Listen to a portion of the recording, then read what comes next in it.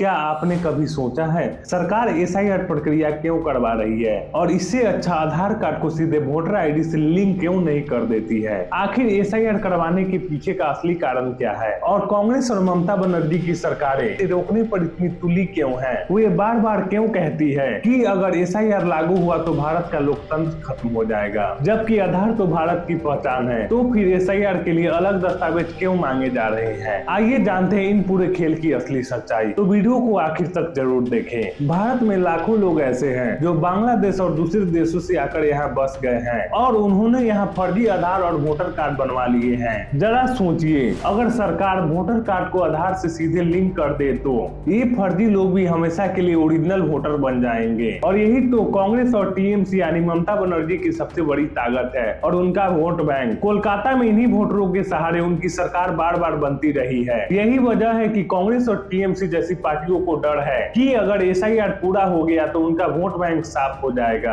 अब सोचिए, एसआईआर आखिर है क्या? एसआईआर यानी स्पेशल इंटेंसिव रिवीजन, एक ऐसी प्रक्रिया जिसमें इलेक्शन कमीशन हर वोटर के दस्तावेज और पहचान की गहराई से जांच करता है। हर गांव और कस्बा में 2 या 3 बीएलओ ऑफिसर होते हैं जो घर घर जाकर ये वेरीफाई करते हैं कि कौन भारतीय नागरिक और कौन नहीं। अब सवाल उठता है, सरकार आधार को सीधे वोटर आईडी से लिंक क्यों नहीं कर देती है? इसका कारण ये है कि आधार सिर्फ एक पहचान पत्र है, नागरिकता का सबूत नहीं। बहुत से बांग्लादेशी और रोहिंग्या लोग भी फर्जी आधार और वोटर बनवा लिए हैं। अगर सरकार दोनों को सीधा जोड़ दे तो ये फर्जी आधार वाले भी भारतीय वोटर बन जाएंगे। इसीलिए इलेक्शन कमीशन पहले एसआईआर प्रक्रिया से हर नाम को मैन्युअली वेरीफाई कर रहा है ताकि ये तय हो सके कि असली भारतीय कौन है और नकली कौन। सीधा आधार लिंक करना आसान था, लेकिन उससे लोकतंत्र में फर्जी वोटरों की बाढ़ आ जाती। और यही वे बात है जो कांग्रेस और ममता बनर्जी जैसी पार्टियों की नींद उड़ा रही है। एसआईआर सिर्फ एक सरकारी प्रक्रिया नहीं है, ये भारत की पहचान और लोकतंत्र की आत्मा से जुड़ा हुआ कदम है।